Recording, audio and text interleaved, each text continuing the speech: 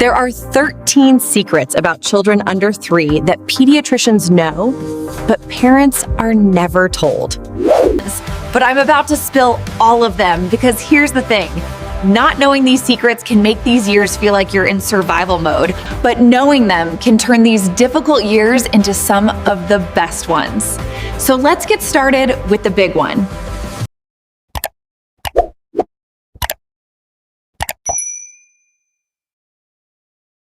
Your toddler literally cannot control their big feelings yet, and here's why. The part of your toddler's brain that controls emotions, the prefrontal cortex, isn't fully developed.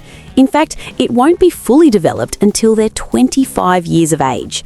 But the part that triggers big feelings, the amygdala, that's been working since birth. It's like having a hypersensitive fire alarm with a faulty off switch. And here's what makes it even harder. When they get really upset, their brain goes into survival mode, and that thinking part of the brain completely shuts down. It's like trying to have a conversation with someone who has their fingers in their ears. They literally cannot hear your logic or your explanations. This is why reasoning with a mid-tantrum never works. So here's what to do instead. Next time they have a tantrum, don't try to fix it or explain why they shouldn't be upset. Instead, get down to their eye level and say something like, "You're really upset. I get it." Your calm voice and presence helps provide the emotional regulation they can't yet do for themselves. You're literally lending them your regulated nervous system. And here's the key part most parents miss. Once your little one is calm and their thinking brain comes back online, that's when you can explain or help them understand what happened. Now, staying calm during a tantrum is one of the hardest parts of parenting, but it gets easier when you realize what's actually going on in those moments. When your little one loses it over something that seems ridiculous to you, like the wrong cup color, they're not trying to manipulate you or ruin your day. They're desperately trying to tell you, "Help me, I have no clue how to handle what I'm feeling right now." When you reframe tantrums this way, instead of thinking, "My kid's being defiant," you start to ask yourself, what skill are they missing or still needing to learn? And then you actually spend time teaching them that skill. So, for example, if your toddler hits their brother because he took their toy, instead of just saying, "We don't hit," you would say something like, "You're angry that Sam took your truck. It's okay to feel angry, but hitting hurts people." Then you would say, "Tell Sam, 'Stop Sam, I'm playing with that.'" Then you would help Sam hand the truck back to your toddler.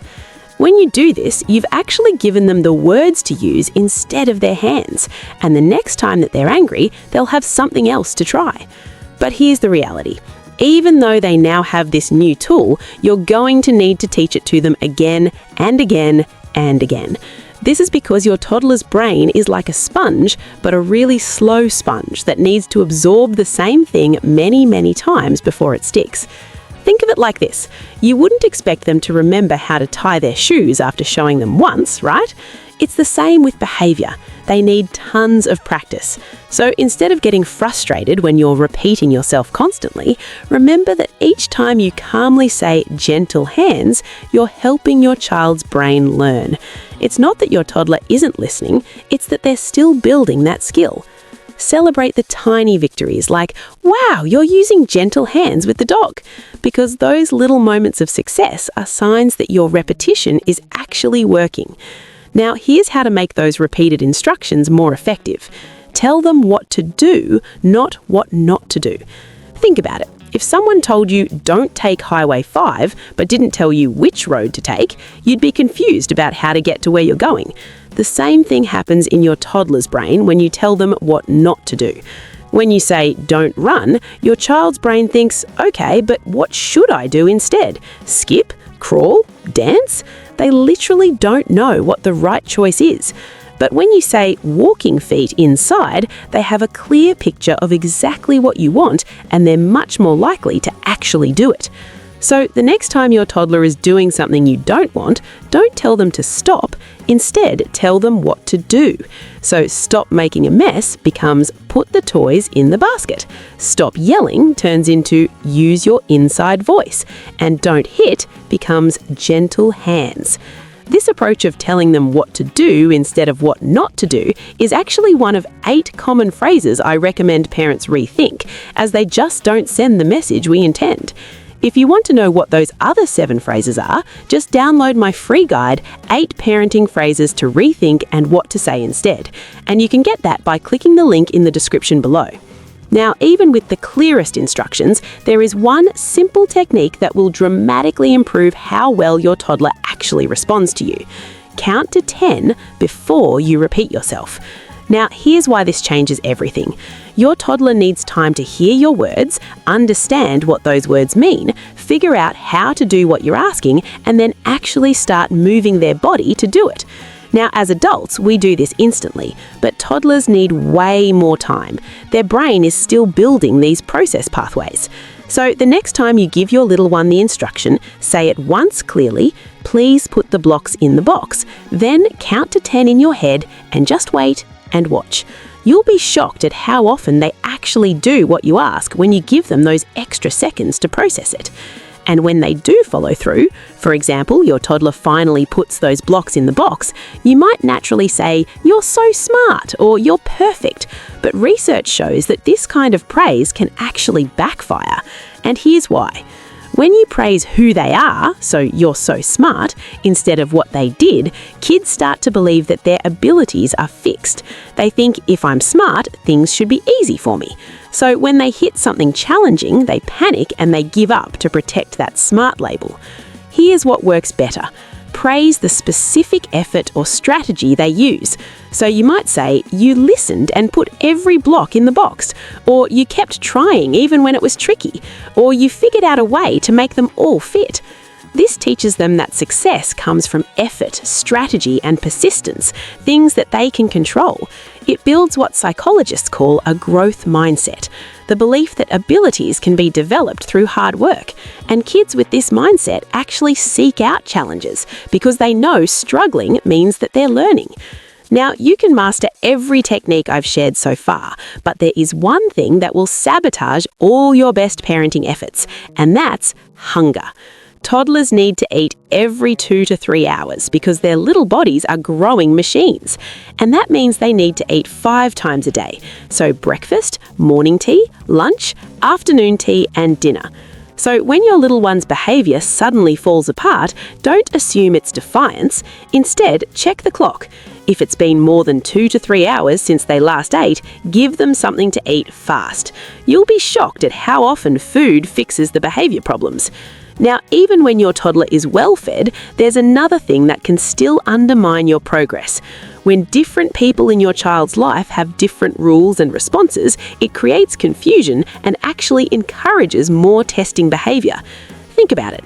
If dad allows jumping on the couch, but mum says absolutely not, or grandma gives in to whining while you ignore it, your toddler learns that rules are negotiable, and they'll keep testing to see what they can get away with depending on who's watching. Now, this inconsistency doesn't just create behavioral issues, it actually stresses your child out because they never know what to expect. But when everyone gets on the same page, something amazing happens. The testing stops.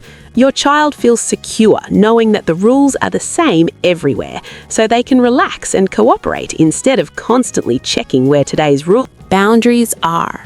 So this week, sit down with everyone who cares for your child, your partner, babysitters, or grandparents, and talk to them about your main non-negotiables, like what happens when your little one hits, or how do you handle tantrums, or what the bedtime routine looks like. Write these down if it helps. Now, this doesn't mean that everyone has to parent exactly the same way. Grandma can still be the one who gives them extra cookies, but the big boundaries need to be consistent. When you do this, you'll notice that your toddler becomes so much calmer and more cooperative because they finally know what to expect, no matter who's in charge. Now, consistency from people is crucial, but there's another type of predictability that's just as important for your toddler's sense of security, and that's routine. Picture waking up every morning with no clue about what's going to happen, when you'll eat, where you're going, or who's going to be there. You'd feel pretty stressed. That's your toddler's world without routine.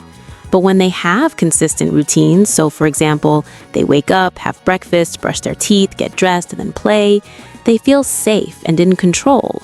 They know what comes next and they can relax instead of being on high alert all day. Now, you don't need to be super strict about timing. Just keep the order of things the same. And when you do need to change things up, give them a heads up. So, for example, you might say, tomorrow morning we're going to grandma's after breakfast instead of daycare. This helps their brain prepare for the change. The key is making their day predictable so they can relax instead of constantly wondering what happens now. Now, while you're creating this secure, predictable environment, your toddler is quietly absorbing lessons from the most important teacher in their life, which is you. Toddlers are observational learners. They learn by watching what you do. They notice how you respond to problems, talk to people, and react when you're upset. Then they copy all of it. Now, before you panic and think that you need to be the perfect parent 24/7, that's not the point. No one can be perfect, and trying to be will just stress you out. The point is just to be aware that they're watching and try to model the behavior you want to see from them when you can. So if you want them to be patient, show them patience. If you want them to be kind, let them see you being kind. And if you don't want them to yell when they're angry, try not to yell when you're angry.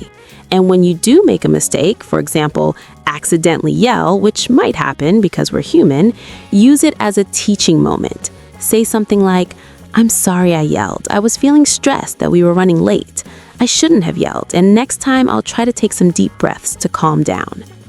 This simple act teaches them two important life skills: how to manage stress and how to repair relationships when they mess up.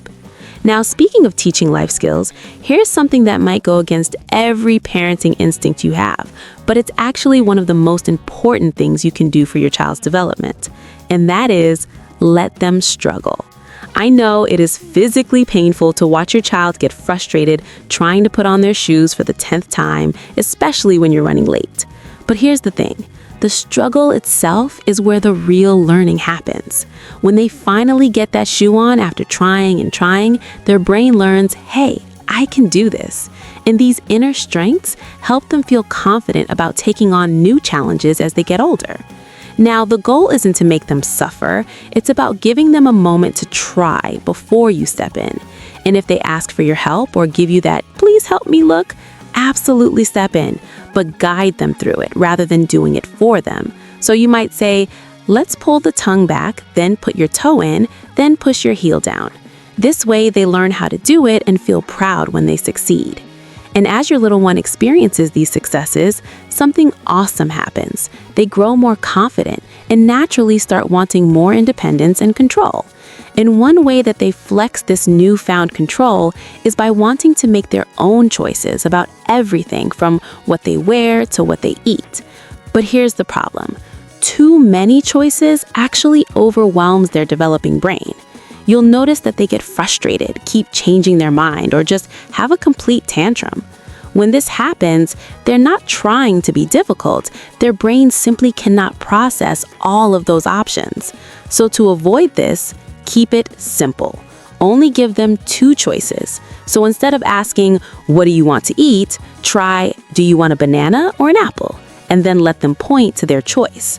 This simple tweak gives them exactly what they're craving, the power to choose and feel in control without overwhelming their brain.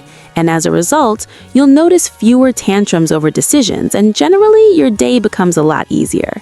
That is, as long as you understand this next crucial point. And that is, toddlers have this incredible ability to be completely present in whatever they're doing. When they're building blocks, that's their entire universe. They don't have a mental clock counting down to the next activity. They're just fully absorbed in right now.